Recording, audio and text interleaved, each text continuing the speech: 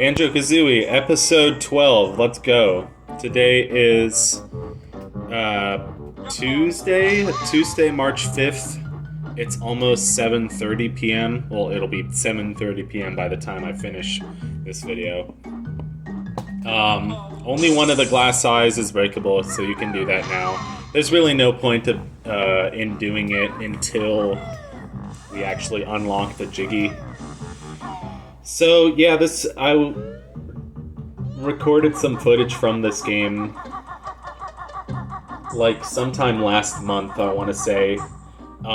Before I did the last video. I still have this dang cold, I swear to God.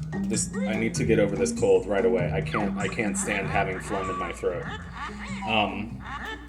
I recorded this footage and I got a few minutes into Mad Monster Mansion, and then I was just frustrated enough that to kind of stop playing for a while, and that's why I haven't played this game in a few weeks. So unfortunately, I mean, I do like Mad Monster Mansion.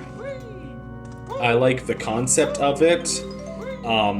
It's just it's annoying to have to like go through like the whole level in one run, like without dying, like when you suck at the game, obviously, like me. And also when you have a controller that likes to just like stop working every few minutes. So I don't know why my controller is being such a pain in the ass. Like, I'm thinking of either switching back to Project 64 or something on Windows, or just getting a new controller. I don't know what the issue is, but I edited out the times when it stopped working. Fortunately, I don't think I died a single time due to the controller actually becoming unresponsive, but it was just annoying. I just I would have to like unplug the controller and then plug it back in, and then when that didn't work, I just had to do it a couple more times, or like close the program, and oh, we're out of gold feathers. That kind of sucks. Yeah, we can't walk on the wood floor because it'll creak and then it'll wake him up from his nap. So there's another way to enter this room, I just forget what it is. There's also a lot of this level that's just inaccessible until you have the transformation. So I didn't actually make very much progress in this video. I collected maybe 40 or so notes, and I got one Jiggy, and I failed at one other Jiggy. And this is when the levels just start becoming tedious. Like, they'll take like a good hour and a half. Like, the first level, you can, like, complete it in 10 minutes, like, if you know where everything is. Like, these levels will take you, like, 50 if you know where everything is. Maybe, you know, an hour and a half, 2 hours if you're just doing a casual playthrough. So, yeah, that's the thing about this game, is it's just more long form. And it's long form in a way that can be inconvenient. Like, you know, like with the notes especially, like instead of having a collectible that, like, you know, you collect it and then you save and quit, or you like exit the level or whatever, and like bingo, you still have it in your inventory, and you don't have to, like, you know, explore the whole entire level, you know, in one sitting, you know, without dying. I don't know, it's just a game design kind of thing. Like, when I was younger playing this game for the first time, I wasn't as picky. And now that I'm, like, 25, I have more just, like, opinions on game design, and I'm, like, I don't know, less naive. I'm more critical of everything, which is both good and bad. Like, it's good to be naive. It's good to enjoy things innocently. But it's also good to, like, criticize things without enjoying it any less. Like, I'm, like, very much enjoying this game. despite the frustrations of, like, you know, my N64 controller, like, not working with the emulator. I mean, this was an experiment to begin with, like, recording with emulators at all. Like, I, you know, set up Project 64, played a few games with it, recorded Tigger's Honey Hunt, and then kind of expected, I don't know, I started getting, like, really excited and made this whole list of, like, you know, oh, I'm gonna do, like, Rocket Robot on Wheels, I'm gonna do Kirby 64, I'm gonna do DK 64, you know, I'm gonna do a blind playthrough of Banjo-Tooie. I'm gonna do, like, Mystical Ninja Goemon, I'm going to do, Earthworm Jim 3, you know, I'm gonna do, like, all these weird N64 games, like, just for fun. Like, I really wanted to do Ocarina of Time, because, as y'all know, that game is super important to me. Anyway. I don't know. So...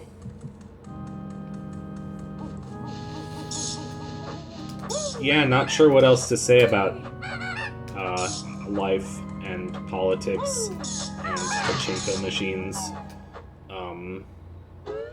Pachinko machines are cool, I guess. I don't know, my throat still sounds like crap. It sounds like I frickin' swallowed a muffler. So, I mean, I would make a music joke, but that's, like, too niche for y'all guys. But it, like, sounds like I swallowed a mute. It sounds like my voice has a mute in it. Like a mute in my throat. A mute!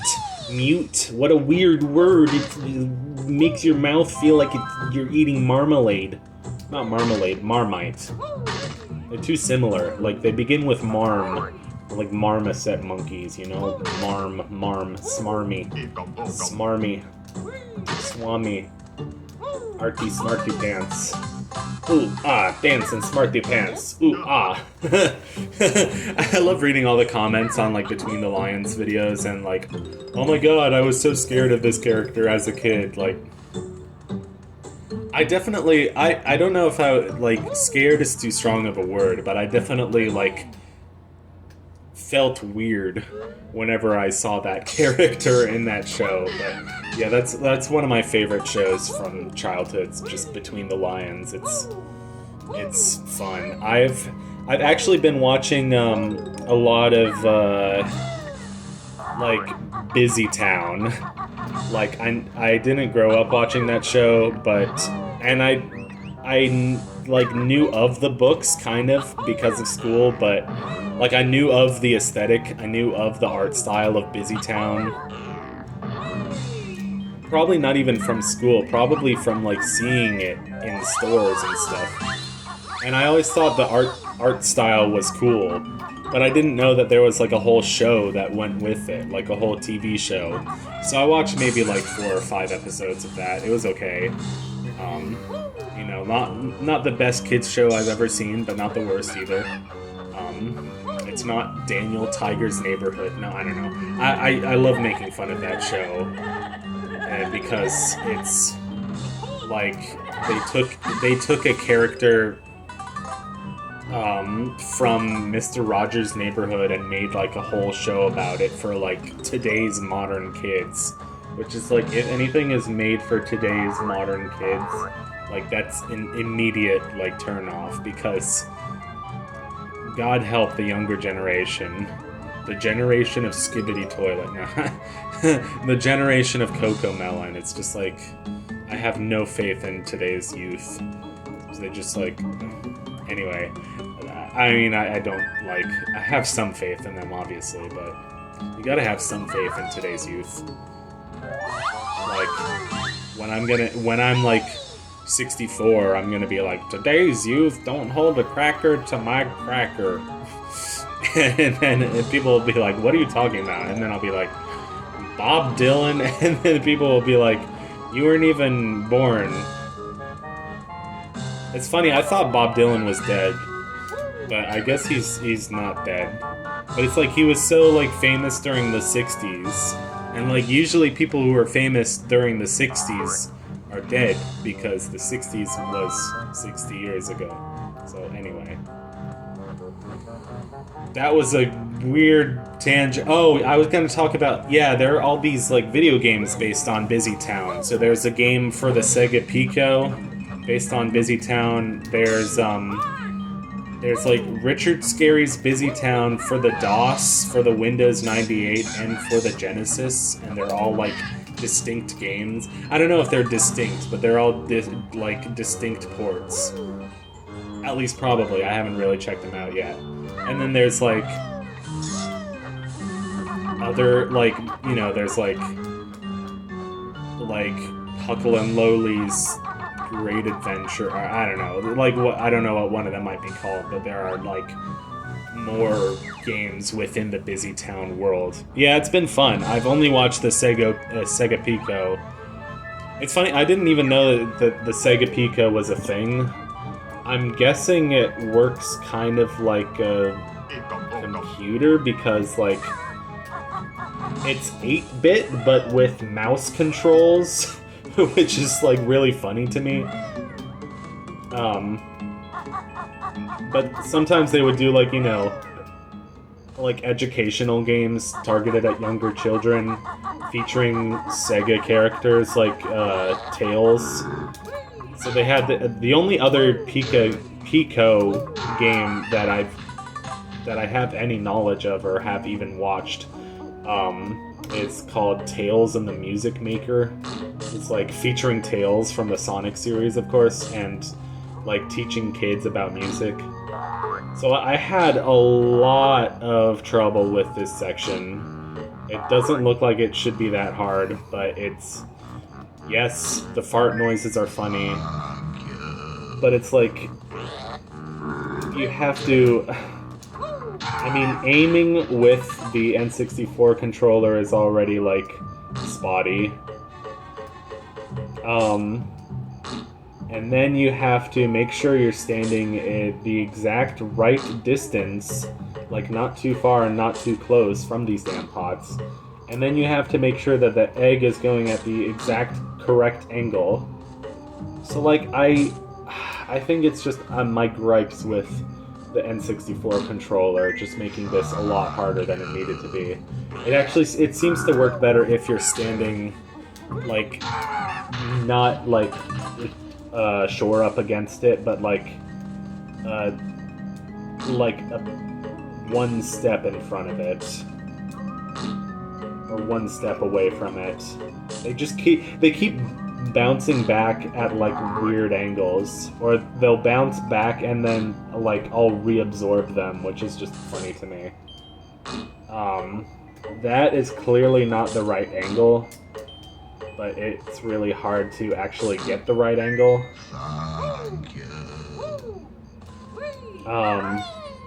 Yeah, I need a new controller. I'm thinking about different controllers that I could get. I have one in mind that I kind of like. Or I could just get an Xbox controller or a PS3 controller, but I kind of don't want to. But I also do want, like, a modern controller that's compatible with, like, any game that I could potentially want to play. The thing is that, like, controller layouts have pretty much become standardized. Like, you know, the four buttons, the 2 sticks, the D-pad, and, like, start and select, basically, and then, like, 2 shoulders and 2 triggers. So, like, technically any game that you could conceivably play would work on that controller. I think that's, like, just how video games are intended to be played these days. Except for games that are, like, clearly used for, like, mouse, like point-and-click games, or mouse and keyboard. Like, you should never play Hypnospace Outlaw with anything but mouse and keyboard. Like, I'm sorry, like, if you're going to play that game with a controller, good luck, but you're not gonna have fun at all. Like, it's meant to simulate using the internet. Why would you play that game with anything other than mouse and keyboard. I don't know. I'm going on this whole rant because I saw some guy make a video about like how Hypnospace Outlaw was like the worst game ever made, and he's like, oh, they have this game on Xbox Game Pass, and he's like trying to play it with an Xbox controller, and I'm like, oh my god. Like, of course you're not going to enjoy it if you're playing it with Xbox controller. But the thing is, the N64 controller layout is just weird. It's a little bit different especially with the 4 C buttons. Like, most N64 games just use the C buttons as just your standard like camera controls, which maps well onto stick anyway. But then you have games like Ocarina of Time and Banjo-Kazooie, which like intend the C buttons as button presses. So, you know, you tap one of the C directions to use a specific item. Or like with this game, you tap C left to do the Talon Trot, or you tap C down to fire an egg. Or is it C right or C down? I think it's C down to poop out an egg. Yeah, this, oh god. This mission in particular is really unforgiving. Like, it's just a piece of shit. This mission is a piece of shit. I'm sorry. Forgive my language, my absolute, like, atrocious, like, you know, my Christian parents are gonna wash out my mouth with soap language.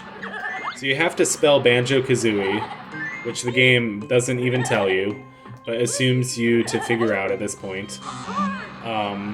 You have this fucking purple ghost. Sorry for the language. And then the camera doesn't, like, any other game you would want a top-down view of the whole thing.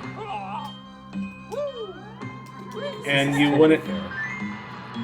Yeah, it's not fair at all. And then you have 60 seconds. And this guy is so fast, and then he goes off camera.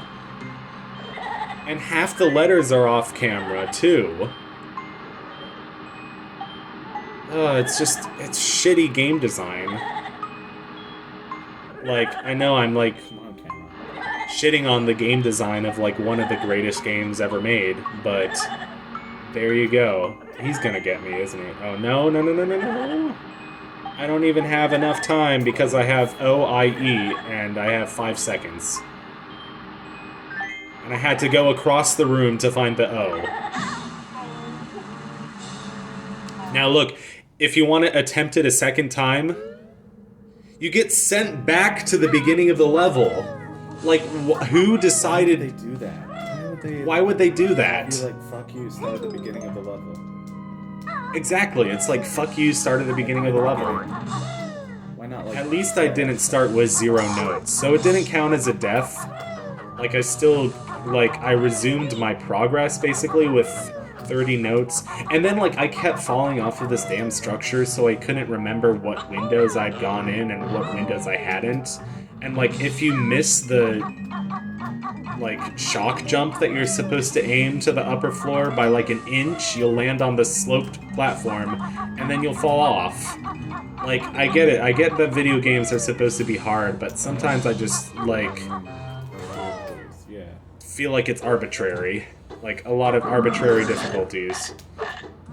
And sometimes I like video games that are easier because they're a more immersive experience and a more relaxing experience. I don't know. But not everybody thinks that video games have to be relaxing. Like, you know, my best friend, he loves Dark Souls. I don't think I'll ever get into Dark Souls. He keeps telling me that, like, oh, you just need to play Dark Souls, you'll fall in love with it, blah, blah, blah. I'm like, no, maybe I should just say it to his face. Like, no, I honestly think video games should be relaxing, and I don't want a video game where I'm going to, like, be pulling my hair out the entire time. You know, like, getting my ass handed to me on a silver platter. Anyway, this was all I was able to record before I just gave up and got too frustrated, so I hope you enjoyed this very weird ranty episode of Banjo-Kazooie, and I'll see you next time. Thanks everybody for watching. Have a good one.